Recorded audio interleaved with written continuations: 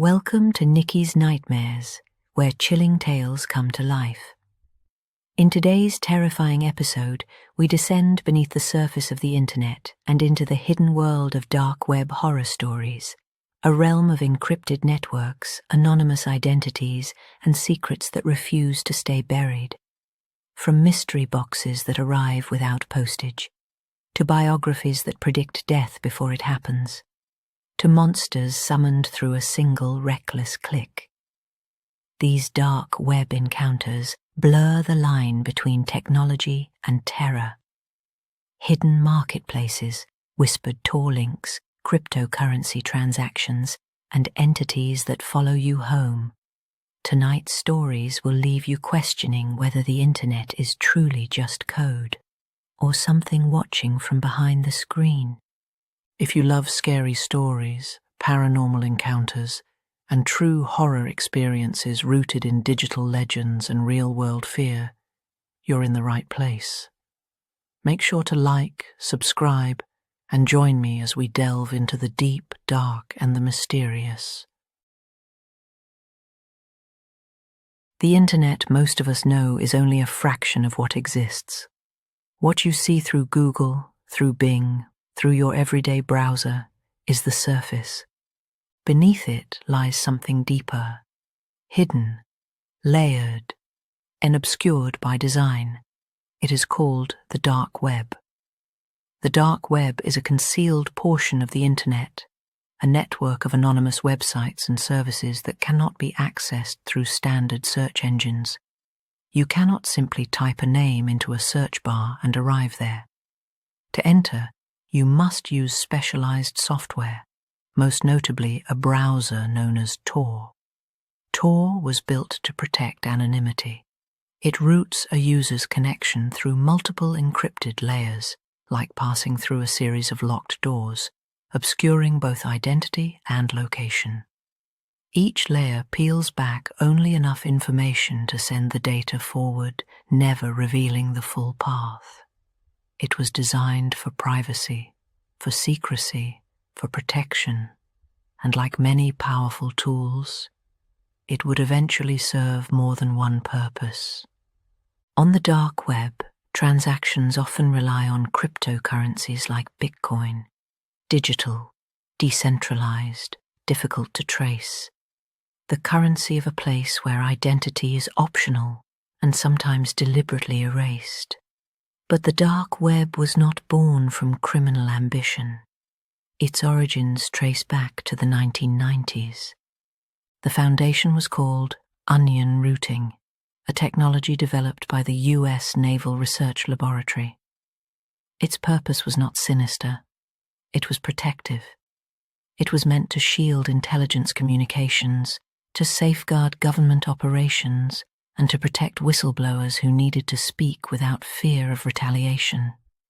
The idea was simple: conceal the sender, conceal the receiver, conceal the path in between.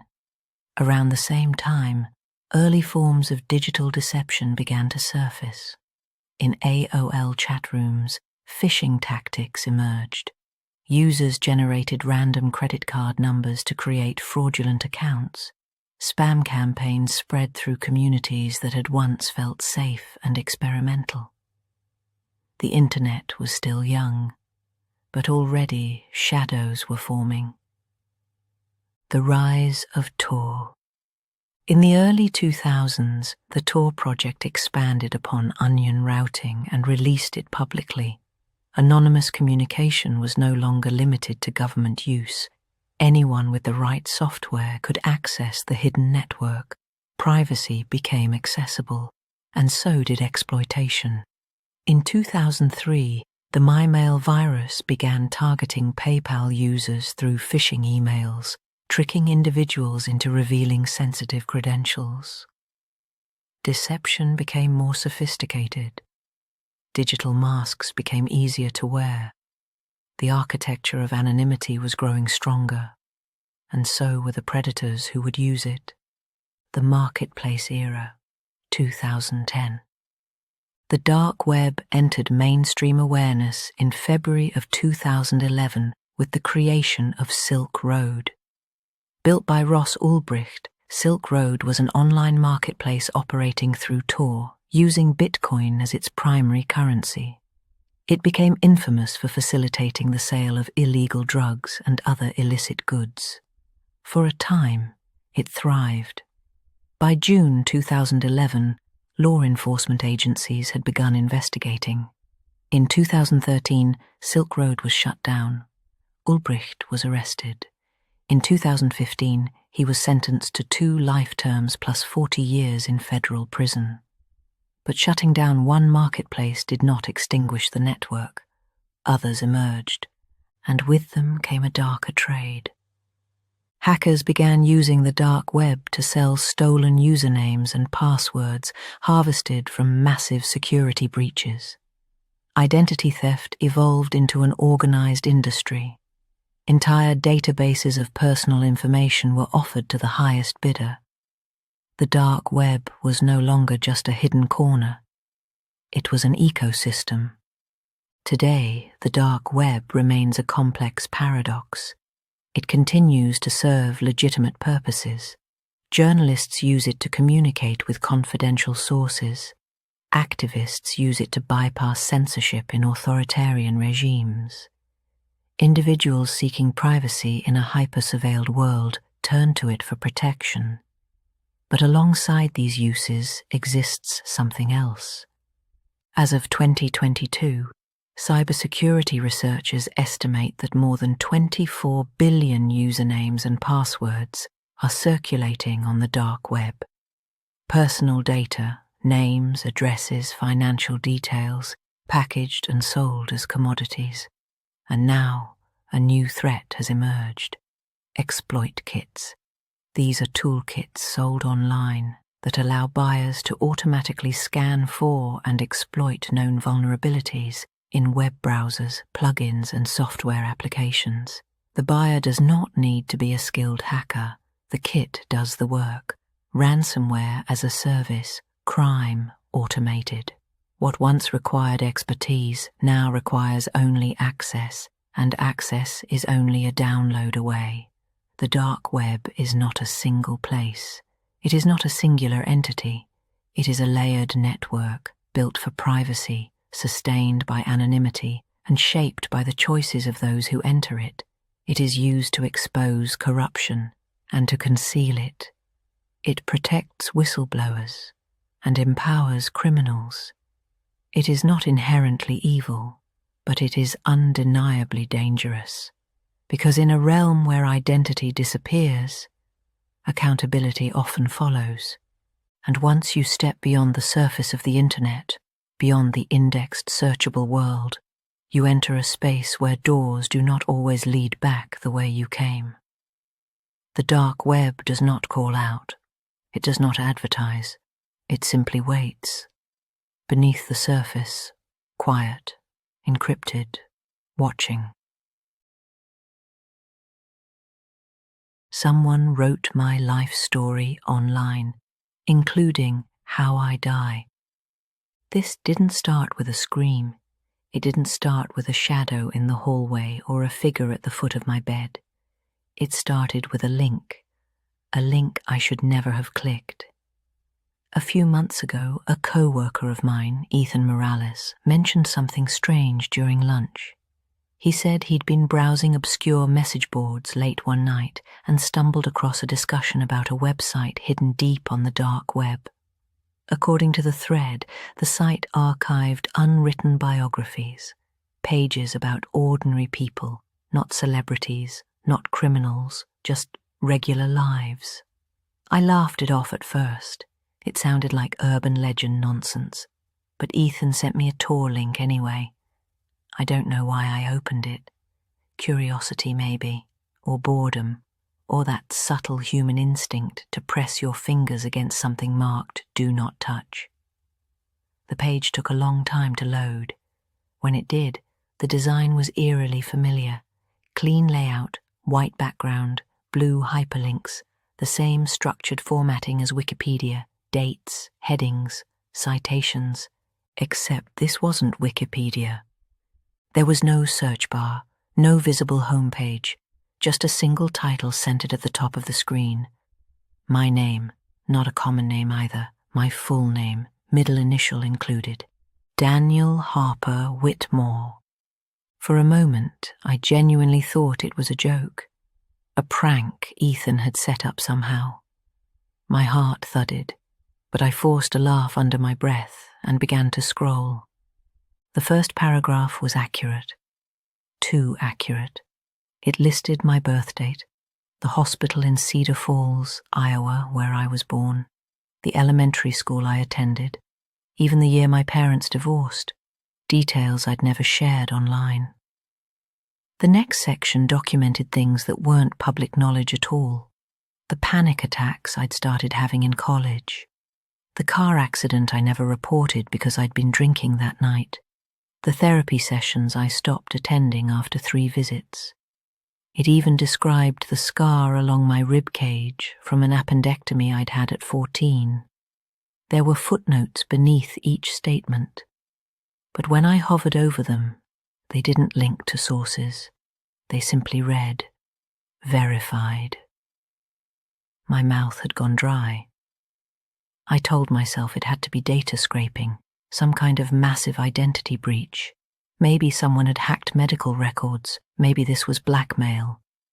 But then I reached the final section. The header read, Later Life and Circumstances of Death. My stomach turned. According to the page, I would die on November 17th of this year. That was 3 months away. The cause of death was listed as acute cerebral hemorrhage following prolonged sleep deprivation.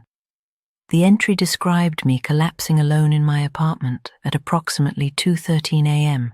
It even mentioned the paramedics failing to revive me.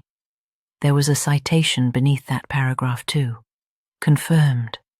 I remember staring at the screen so long my vision blurred.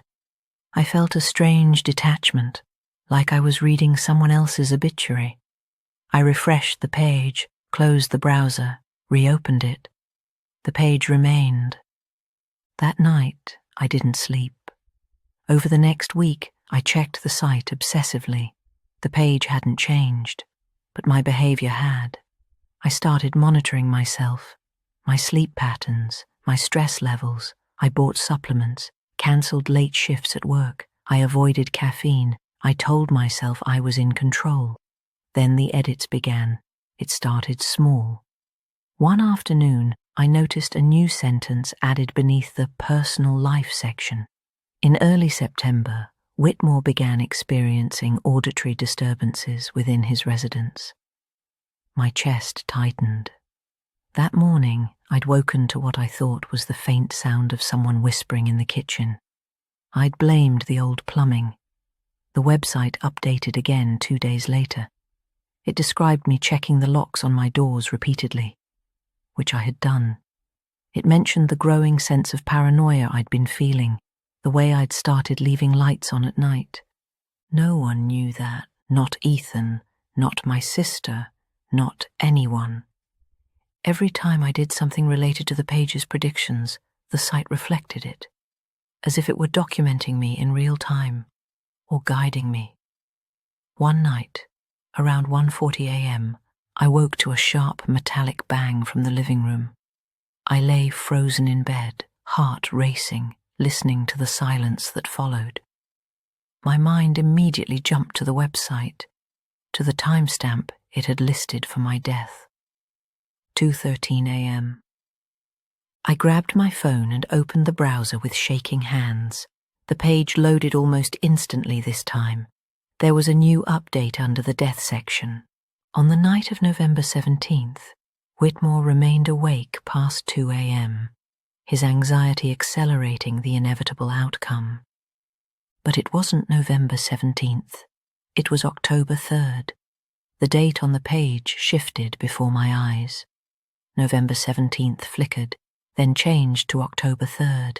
The time of death updated as well. 2:13 a.m. I looked at the clock on my phone, 2:11. A deep pressure began building behind my eyes, a throbbing pulse at my temples. Panic surged through me, hot and electric. I told myself it was psychosomatic, stress-induced, but the pain intensified. I stumbled out of bed, disoriented, and caught my reflection in the bathroom mirror. For a split second, I swear I saw something wrong with it. My expression lagged behind my movement, just slightly, as if the image on the other side of the glass was delayed. When I blinked, it corrected itself. The pressure in my skull became unbearable. I dropped to my knees on the bathroom tile, clutching my head. My vision tunneled, and through the ringing in my ears, I heard something else, typing, faint, rapid, mechanical keystrokes, not from my laptop in the other room, from inside the walls. I forced myself to crawl back to the bedroom. My phone lay on the bed, screen still lit. The Wikipedia-style page remained open. There was a final line now. Whitmore became aware of the source moments before expiration. The time on my phone read 2:12. The typing grew louder, surrounding me, above me, beneath the floorboards, as if the entire apartment building were a machine, recording. I realized then that the site wasn't predicting my life. It was writing it, and it wasn't finished yet. The clock turned to 2:13. The last thing I remember was the overwhelming certainty that I was not the author of my own story, that somewhere, beyond search engines, beyond networks, beyond the visible internet, there existed something cataloguing us, updating in real time, marking us as verified. The page hasn't been accessible since that night. Ethan swears he never sent me a link. My laptop history shows no record of Tor ever being installed. And yet sometimes, when I lie awake in the dark, I hear it again, soft, methodical, patient, typing, as if my biography is still being edited, and whatever is writing it hasn't reached the final sentence. I spent $600 on a dark web mystery box, biggest mistake of my life. One of the fastest ways to pull views on YouTube lately has been these so-called dark web mystery boxes. Strangers ordering anonymous packages from hidden marketplaces and opening them on camera like it's just another unboxing video. I'd watched dozens of them. Some were obviously staged. Others felt convincing. I told myself I could tell the difference. I told myself I wouldn't be stupid about it. But I wanted the views. I wanted my channel to take off, and I convinced myself that calculated risk was just part of the game. For anyone unfamiliar, the dark web isn't some magical underground network. It's just a portion of the internet you can't reach through standard browsers. You need Tor, encryption layers, access points that deliberately mask identities. It isn't illegal to access it. But anonymity has a way of attracting things that thrive in the dark. I used my old college laptop to get started, the one I bought in 2012 after graduating from a small university outside Des Moines. If something went wrong, I'd rather fry that machine than my main desktop. Years ago, during the cryptocurrency craze, I'd bought a fraction of Bitcoin on impulse. It had been sitting untouched ever since. Not much. Just under 1/10 of a coin, enough to make this stunt look serious. After installing Tor, I navigated through directories and listings until I found what I was looking for. Vendors offering randomized experience packages. Most of them ranged between small amounts. I wanted something that felt bold, something expensive enough that my viewers would believe it was authentic. Before going any further, I tore a small square of black electrical tape and covered my webcam. Paranoia, maybe. But something about the stillness of that browser window made me feel watched. I kept browsing. The pages were primitive, text-heavy, barely designed. And then I saw it, a listing that almost blended into the background, like it didn't want to be found. Single package, one buyer only, 0.12 BTC or best offer. Just one. Something about that exclusivity hooked me. I submitted an offer, 0.09 BTC, nearly everything I had. Within seconds, the transaction confirmed. A chat window appeared asking for delivery details. That's the moment I should have closed my laptop. Instead, I typed my home address. I lived in a quiet suburb outside Cedar Ridge, Iowa. Safe, predictable. I told myself nothing ever really happens here. Other creators use their own addresses all the time, right? That's what I told myself as I hit send. 36 days passed. I checked the porch camera obsessively. Nothing. No tracking updates. No shipping confirmation. Just silence. I almost forgot about it. Until one Thursday morning, there it was. A medium-sized box sitting squarely on my front step. No postage. No shipping label. Wrapped excessively in thick red tape. Layered so many times it looked cocooned. That should have been my second warning. Instead, I grabbed my camera. I set up a folding table in my spare room. Neutral backdrop. Gloves. Utility scissors. I hit record and delivered my usual intro, pretending my heart wasn't pounding harder than normal. I cut through the red tape slowly, deliberately playing up the suspense. When the final layer peeled back, I opened the box and just stared. Inside was a single object, an old photo album. No padding, no note, just the album. I tried to laugh it off for the camera, made a joke about spending hundreds of dollars on someone's attic junk, but when I picked it up, I noticed the smell first. Damp, mildew, something sour underneath. The cover was cracked leather, edges swollen like it had been stored somewhere wet. I opened it. The first page contained 4 Polaroids, each labeled in neat handwriting, Day 1, Day 2, Day 3, Day 4. The photos were mundane. An airport runway, a taxi, a suitcase on a motel bed, a roadside diner. It looked like someone documenting a trip. I kept flipping. Each page represented another day. Highways, train stations, parking lots, trees, bridges. The progression felt methodical, intentional. On day 18, the tone shifted. The photograph showed a mask, handcuffs, a cloth gag, a small brown bottle with no label. The items were arranged neatly on a wooden surface, like inventory. I remember forcing a grin for the camera, making some offhand comment about weird hobbies. But a knot had started forming in my stomach. The days continued. More travel shots, more anonymous landscapes, until day 32. My hand froze mid-turn. The photograph showed a house, not just any house, the blue shutters, the cracked driveway, the oak tree with the lightning scar down its trunk. It was the house I grew up in, my parents' home in Millbrook. The air left my lungs. I leaned closer, hoping I was mistaken, but I wasn't. Day 33. My hands were shaking as I turned the page. 2 people were bound to wooden chairs, their wrists cuffed behind them, gags secured tightly. The man's head was forced downward into a dark, viscous substance pooling on the floor. The woman's face was turned toward the camera. It was my mother. Her eyes were red, wide, terrified. I didn't finish my sentence on camera. I couldn't. I barely made it to the bathroom before I got sick. When I returned, I wasn't thinking about views anymore. I flipped to day 34. The photo was taken from inside a vehicle. I recognized the dashboard instantly, a cracked vinyl panel with a faded keychain dangling from the ignition. My father's truck. Tucked into the corner of the dashboard was a school photo taped near the steering wheel. Mine. Day 35.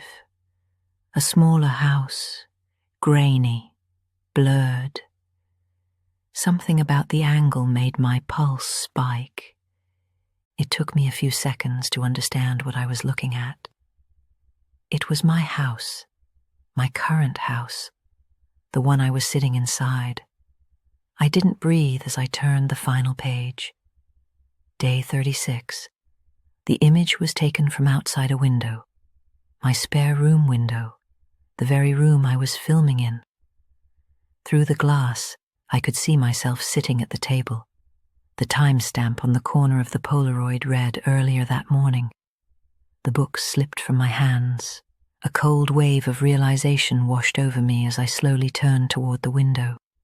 And there he was, standing inside the room behind me, tall, hooded, still. I hadn't heard a door. I hadn't heard footsteps. But he stood there between me and the hallway, as if he'd always been part of the shadows. For a moment, neither of us moved. Then he raised one hand and gave a slow, almost friendly wave. I don't remember dropping the camera. I remember running. I remember throwing open the window and cutting my arm on the frame as I forced myself through it.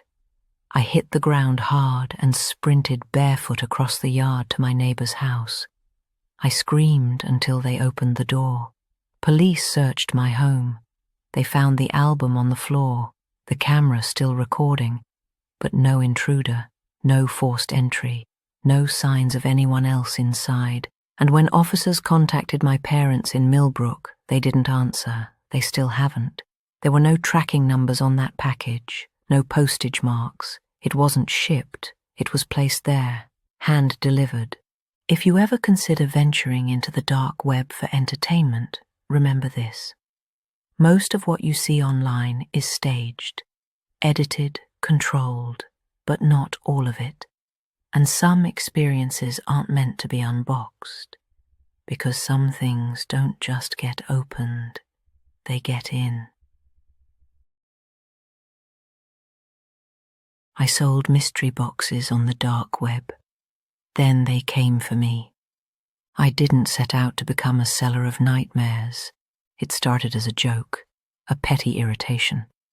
My younger brother, Caleb, had this relentless obsession with online vloggers. Every day he'd send me links, challenge videos, social experiments, people screaming at shadows for views. And when the deep web mystery box craze took off, he practically made it his mission to keep me updated. Dozens of videos. Teenagers tearing open boxes stuffed with staged evidence, rusted knives, fake blood, cheap props they pretended were cursed artifacts. When he asked what I thought about it, I told him the truth. It was a scam wrapped in theatrics. 90% of them were probably assembling the boxes themselves for shock value. Then I said something I shouldn't have. I could do it better. And that's when the idea stopped being a joke. A little research told me everything I needed to know. The trend was growing.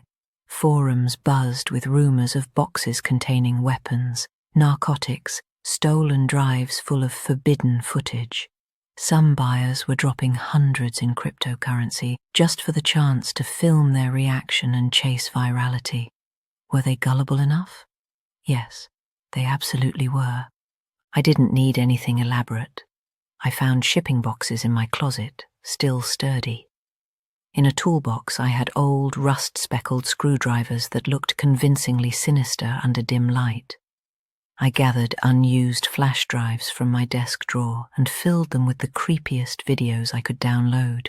Grainy security footage, distorted audio clips, obscure clips from forgotten corners of the internet. I peeled the labels off expired cold medicine and sealed them in plastic bags so they looked like contraband. It was theatrical, harmless, a stage set for people who wanted to be scared. Setting up the website took more effort. I followed a tutorial and built a crude marketplace tucked behind encrypted layers, naming it Midnight Relics. For $50 in Bitcoin, anyone could buy a genuine deep web mystery box. The site looked dated and amateurish, but that almost made it more believable. By midnight, I was in business. Finding customers was easy. I created burner accounts and nudged smaller content creators with casual suggestions. You should try a deep web unboxing. I heard about a new seller called Midnight Relics. Could be your next viral hit. Then I waited. 6 purchases came in that first day, not a fortune, but enough to make me feel clever. Boxes shipped, payments confirmed, everyone got what they paid for. An illusion. Over the next few weeks, orders trickled in, then slowed, then stopped altogether. The trend moved on. I dismantled the site and went back to normal life. I forgot about Midnight Relics until last Friday. I came home from work and found a package sitting outside my apartment door. No postage marks I recognized, no return address, my name typed neatly on the label. The box was the exact size I used to ship my own. Inside, there was nothing except a single flash drive. I didn't recognize it. I wasn't reckless enough to plug it into my main computer. I dug out an old laptop I hadn't touched in years and powered it up. My hands were steady. I told myself it was probably some irritated customer trying to scare me. When I opened the drive, the first image loaded slowly. It was a photograph of my hometown. The next was my apartment building, then my front door, then my living room, then me, standing in my kitchen, sitting at my desk, sleeping in my bed. The timestamps stretched back weeks. Whoever sent that package had been watching me, not digitally, physically. They had been inside my home. As I scrolled, I began to understand something I had chosen not to believe before. Not everything on the deep web is staged. Not everyone selling mystery boxes is pretending.